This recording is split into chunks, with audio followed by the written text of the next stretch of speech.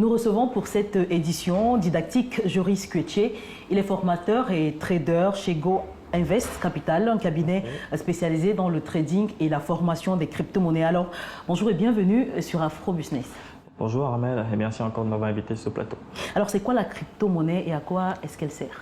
Déjà, d'entrée de jeu, la crypto, c'est tout simplement un actif numérique, d'accord, dont la valeur fluctue avec le temps et qui dépend évidemment de l'offre et de la demande, qui peut bien sûr nous permettre de l'échanger, soit pour des biens ou des services, ou encore pour une autre crypto-monnaie.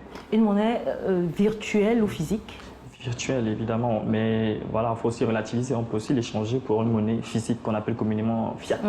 Alors, à vous entendre, on a l'impression d'avoir justement affaire à un système abstrait. Comment faire pour intégrer ce système de crypto-monnaie?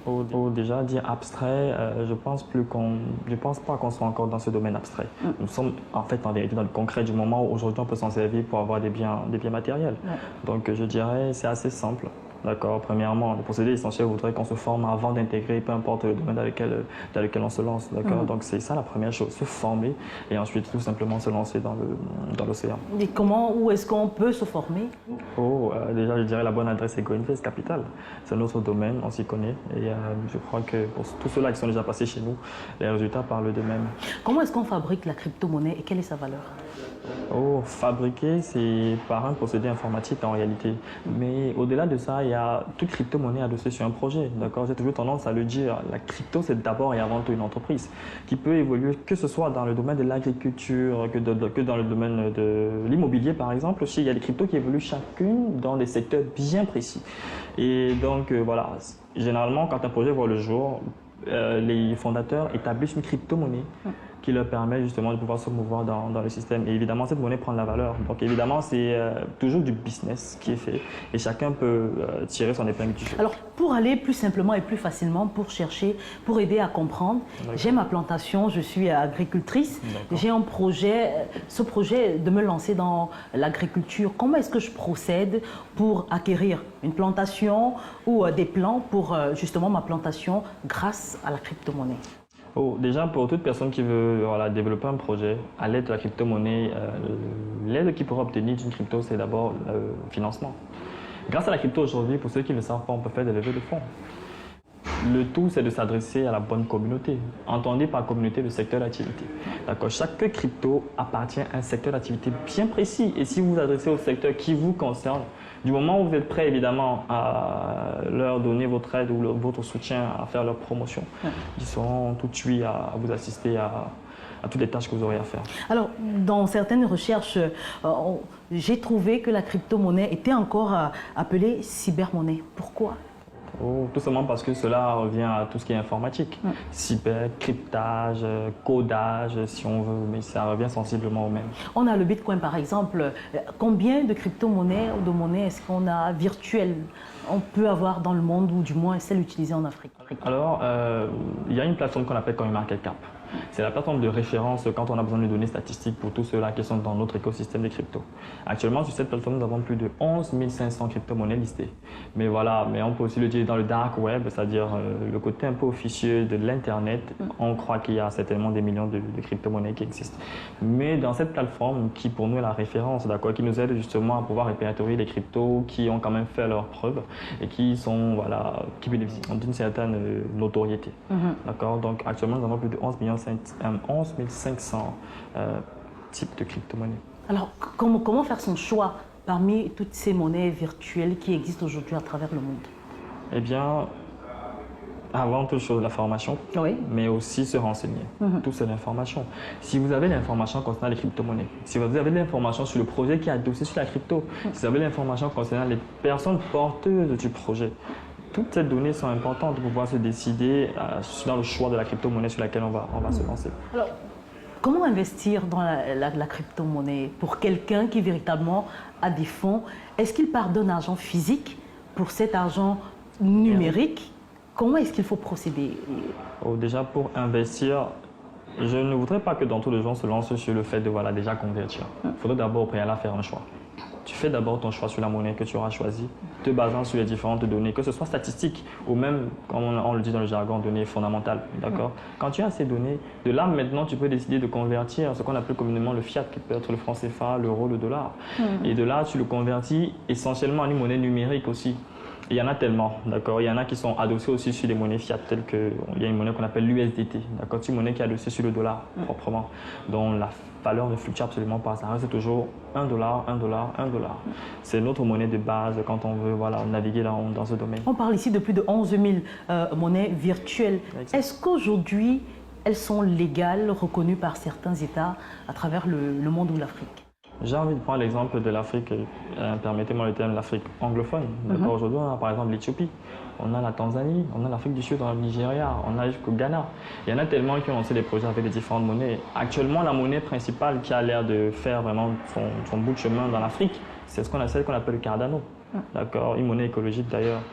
L'idée, c'est faire comprendre aux gens que il est certainement temps, pour ceux qui ne sont peut-être pas au courant, de concevoir l'idée qu'on y est en fait. Refuser ou encore essayer de lutter contre l'avènement des cryptos, ou encore de toute monnaie, si on peut le dire ainsi, numérique, dans notre vie quotidienne, c'est prendre du retard, tout simplement, parce que les États sont déjà en train de le faire. Alors on a l'impression que ces monnaies virtuelles sont créées par des individus, des personnes, des entités. Tout à fait. Et comment se passe le processus de création, justement, d'une monnaie virtuelle? Comme je l'ai dit dans le terme, ça part d'abord d'un projet, parce qu'une crypto-monnaie vient toujours résoudre un problème. Peu importe la complexité du problème. La plupart du temps, c'est vrai, il y a des monnaies qui, à défaut d'exercer dans le domaine qu'on connaît, que ce soit l'assurance, l'immobilier, ou même l'agriculture, tel que je le disais la dernière fois, ou même le sport, vous serez surpris de voir les monnaies qui évoluent dans le sport aussi. Eh bien, la plupart d'entre elles viennent résoudre aussi des problèmes techniques, il faut le dire comme ça, informatiques, d'accord? Donc oui, toute personne qui est à la tête d'un tel projet, forcément, soit ingénieur, soit il a travaillé dans de grandes entreprises, des trucs de ce genre. Et nous sommes obligés de leur faire confiance. Je ne dirais pas obligés, mais de par leur passé, d'accord, nous pensons que elles sont compétentes et peuvent aboutir à de bons résultats. Et de là, elles sont des personnes compétentes qui sont aussi, à leur tour, programmateurs, comme on aime bien le dire, des personnes informaticiennes qui savent dans quoi elles font et qui développent avec leurs collaborateurs des crypto-monnaies. Avant de revenir justement à la question de savoir si tout le monde peut investir dans la crypto-monnaie, quelle est justement leur valeur sur le marché mondial, sur le marché africain aujourd'hui? Déjà, il faut le dire, les cryptos, si on prend encore l'exemple de CoinMarketCap, par exemple, la captation boursière de rien que cette plateforme est à plus de 2000 milliards de dollars. C'est-à-dire qu'on a des gens qui ont investi massivement dans cet écosystème. Massivement. J'ai envie de dire, on aura certainement beau parler encore, mais il y en a qui ont déjà pris de l'avance, il y en a qui ont déjà pris le départ. Alors, vous avez cité quelques pays africains, notamment l'Éthiopie, l'Afrique du Sud, qui sont déjà investis dans ce système. Alors, quels sont les avantages de ces pays à se retrouver dans ce marché virtuel aujourd'hui?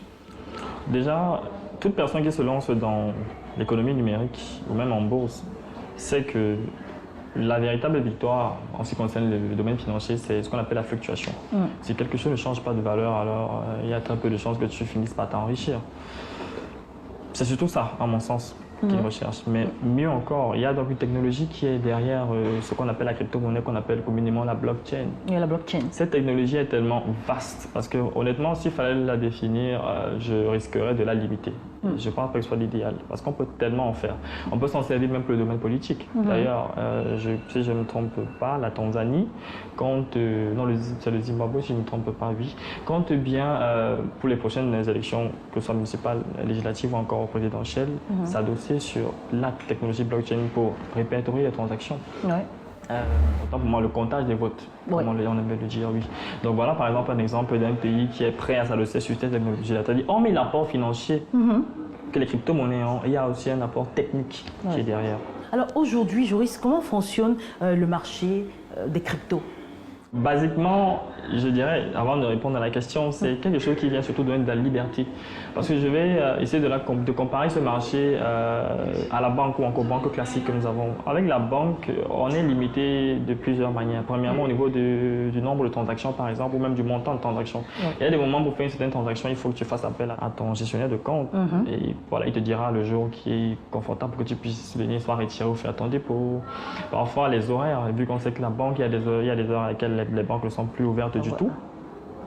Il y a aussi ce problème dans le domaine de l'épargne, par exemple. Voilà, tu déposes et puis les taux d'intérêt sont parfois assez faibles. Par contre, avec la crypto, liberté, moi je résume ça comme ça.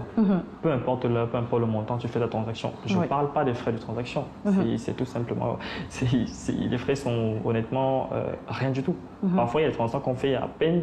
Vous pouvez transférer près $1 million à $1 les frais de transaction. Et pour faire cet échange, soit vous convenez avec une personne désireuse d'avoir votre cash, pour quelqu'un qui dispose de fiat, de monnaie fiat, il n'aura qu'à l'échanger contre une crypto-monnaie. Et c'est aussi vrai, ça réside essentiellement sur la base de la confiance.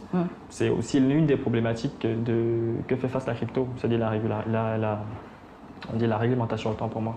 La réglementation de la crypto, c'est un secteur qu'il faut essentiellement réglementer. Je suis pour la réglementation parce que je pense que ça apporte beaucoup plus de protection pour notre domaine. Parce qu'il y a aussi des personnes véreuses. Malgré cette liberté, il y a quand même des règles qui sont établies. Quels sont justement les éléments qui influencent le marché de la crypto-monnaie? Essentiellement, le projet, le taux d'adoption. C'est tout. Du moment où le projet est assez attrayant, la valeur d'une crypto-monnaie est en jeu. Du moment où le taux d'adoption, vous avez compris que du projet dépend encore du taux d'adoption dépend du projet. C'est-à-dire que si le projet n'est pas porteur, forcément les gens ne vont pas s'y lancer. Les gens ne vont pas adopter la monnaie. Et encore, je l'ai dit, la monnaie n'exerce encore n'évolue que dans son domaine d'activité. Beaucoup de personnes sont réticentes aujourd'hui. Elles parlent de blanchiment d'argent notamment pour devenir de gros poissons, on va le dire, dans le marché de la crypto-monnaie. Ça, c'est une réalité qu'il faut bien admettre, d'accord. C'est pourquoi je parlais au départ de la réglementation. C'est essentiel. Voilà, on ne peut pas se lancer dans une activité qui fait la promotion du blanchiment d'argent, du financement du terrorisme ou encore de l'évasion fiscale aussi, par exemple. Ça, ce sont des mots à combattre. D'ailleurs, je crois que la Consumafe aussi s'est positionnée là-dessus. Même si c'est vrai qu'on n'a pas eu de position très claire, mais elle a été claire sur ces 3 points-là. Essentiellement, du moment où il n'y a pas de blanchiment d'argent, que les personnes en jeu sont identifiées et identifiables, que la transaction est répertoriée et qu'il n'y a pas de financement du terrorisme, et encore moins l'évasion fiscale. C'est OK. Alors, au niveau, vous parlez justement de la commission de surveillance du marché financier de l'Afrique centrale. On parle de l'Afrique centrale. On n'a pas beaucoup de pays, sinon aucun pays aujourd'hui n'est intégré dans ce système de monnaie virtuelle. Pourquoi selon vous? Bon, c'est vrai que là, je pourrais être tenté d'aller vaguer dans ce côté un peu géopolitique. Est-ce que vous avez fait un pas vers ces États pour expliquer le bien fondé de la crypto-monnaie? Je crois qu'en réalité, les États le savent déjà. Ils le savent déjà, mais voilà, c'est tellement les influences externes qui voudraient que les États soient un peu réticents. Et alors, le franc CFA dans ça? Écoutez, les monnaies africaines. Écoutez, mais je pense que c'est pas intelligent de se lancer dans ce débat. Honnêtement, c'est vraiment pas intelligent pour le moment du moins. Mais il faudrait quand même que je dise que c'est une alternative. La crypto-monnaie est une alternative évidemment. L'exemple vient des pays anglophones. Ils ont tout à fait compris qu'avec les crypto-monnaies, on peut s'en passer. Alors, est-ce qu'il n'y a pas de risque zéro justement à investir dans la crypto-monnaie? On pourrait perdre tout son capital ou tout son argent qui a été investi dans ce système financier. Non. Quels sont justement les avantages, quelles sont les garanties à avoir ces fonds protégés? Déjà, dans toute chose, il n'y a jamais de risque zéro. Ça, c'est d'abord important de le dire. Je crois que le simple fait de sortir tous les matins, c'est déjà accepter et admettre un certain risque. On essaie juste de se protéger du mieux qu'on peut. Le risque, il faut juste pouvoir mesurer son risque et être conscient de son risque. De là, on pourra évidemment le réduire au maximum, d'où l'importance de la formation. Grâce à la formation, on n'élimine pas le risque, mais on le réduit vraiment grandement. Et donc, c'est à chacun de se préparer avant de se lancer dans ce domaine. Quel est le fonds minimal que un individu pourrait utiliser pour investir dans la crypto-monnaie? Écoutez, Armel, avec une question comme celle-là, je pourrais dire 1000 francs pour notre contexte local. Mais voilà, quelque chose de raisonnable, je dirais minimum 25 000. Par mois, comment se passent ces transactions-là? Déjà, le dire par mois, tout dépendra de l'épargne dont chacun dispose. sur le point ou sur le plan de l'éducation financière, on voudrait que, voilà, que chacun puisse épargner au moins 10% de son revenu, d'accord? De cette épargne, on pourra stocker une partie pour les mauvais jours. L'autre partie, on peut s'en servir pour l'investissement, justement. Et c'est cette partie qu'on pourra disposer, parce qu'au moins là, on aura moins de pression là-dessus et on pourra laisser le temps faire le jeu, parce que c'est surtout ça qu'il faut dire. Le temps est l'allié fidèle d'un investisseur. Alors, Joris, je reviens sur la question, excusez-moi, permettez-moi d'insister. Comment est-ce que je fais pour intégrer ce système financier, ce marché financier? Je dispose de fonds 10 000 francs CFA par exemple, mais je veux faire partie de ce vaste réseau. Comment est-ce que je procède? Tout simplement, vous venez, il y a deux moyens. Supposons que vos 10 000 francs sont dans une carte numérique. Vous n'aurez qu'à intégrer une plateforme d'échange numérique. La plateforme d'échange, tout simplement, un marché numérique qui met à disposition de ses utilisateurs une série ou encore un bon nombre de différentes cryptos. Donc évidemment, vous avez compris, une étude en amont doit être faite sur les différentes cryptos avant de se positionner là-dessus. Et bien, quand vous avez connecté votre carte à la plateforme en question, vous n'aurez qu'à faire la transaction, c'est-à-dire convertir vos CFA en une monnaie numérique. C'est l'avantage qu'offrent les plateformes. Deuxième possibilité, Armelle, c'est, je rencontre quelqu'un qui a une crypto, par exemple celle que je veux. Je lui remets mon CFA et il me donne la crypto que je veux, il me la transfère. C'est-à-dire que, parce qu'on dispose aussi de ce qu'on appelle un portefeuille numérique en réalité. Autant on a un portefeuille physique, on a aussi un portefeuille numérique. C'est de ces deux portefeuilles qu'est fait la transaction. Alors, est-ce qu'on peut considérer ce système de crypto-monnaie comme étant des banques? Essentiellement, tout à fait. Oui. Tout à fait. Aujourd'hui, on a l'écosystème qu'on appelle la DeFi, qui est la finance décentralisée. Cet écosystème travaille aujourd'hui non seulement dans l'épargne, dans l'investissement, mais aussi dans l'assurance. Je crois que sensiblement toutes les fonctions que remplissent les banques aujourd'hui. Donc oui, la crypto-monnaie aujourd'hui est sensiblement une banque. D'ailleurs, ce qui justifie aussi la lutte acharnée ou encore le combat qu'il y a entre la crypto-monnaie de façon globale et les différentes institutions financières qu'on connaît, telles le FMI et même la fédérale, on dit Fed, l'American Fed, la Banque fédérale américaine. D'accord. Une dernière question avant de vous laisser partir. Aujourd'hui, si la crypto-monnaie venait à être acceptée, validée par de nombreux États africains, quels seraient les risques pour les monnaies physiques, le dollar, le franc CFA, l'euro? Est-ce qu'on court vers une perte justement de ces monnaies physiques? Je crois d'ailleurs que c'est ça l'objectif. Je pourrais débriller sur, par exemple, pourquoi pas l'avènement aussi du Covid. Bon, ce que j'essaie de dire, c'est qu'au départ, on était dans du troc. C'est-à-dire que quand on parle de la genèse de l'économie, on était dans du troc. Tu avais ta banane, tu pouvais l'échanger contre la patate si tu trouvais que celui qui en avait. Ensuite, on est passé à l'or parce que on s'est rendu compte que l'or, ça passe un peu plus. Parce qu'avec le troc, il y avait un problème. C'est que je peux avoir ma banane, mais j'ai besoin de patates, mais je n'en trouve pas. Je ne trouve pas quelqu'un qui est prêt à. Il a de la patate, mais il ne veut pas de ma banane. Donc, comment est-ce que je fais? Je suis coincé. On a dit, OK, d'accord, on va aller sur de l'or. L'or, c'était assez évident, tout le monde en avait. Donc, tu peux t'en servir pour avoir à la fois des biens et des services. Ensuite, on a débrayé sur la monnaie papier. D'accord. Et ensuite, nous sommes en train de revenir en fait au troc. Parce que la crypto, c'est exactement du troc. Exactement du troc. OK, c'est la fin de cette première partie d'une longue série sur la crypto-monnaie. Merci à vous, Joris Kuetier, d'avoir répondu présent à l'invitation d'Afro-Business. Merci à Dash aussi, Dash Media de m'avoir invité. Merci. Eh bien, voilà, c'est la fin de ce numéro d'Afro-Business. Merci d'avoir regardé. Vous pouvez également nous suivre sur nos différentes plateformes de médias sociaux, YouTube, Facebook ou encore Instagram. Merci de bien vouloir rester en compagnie de nos programmes.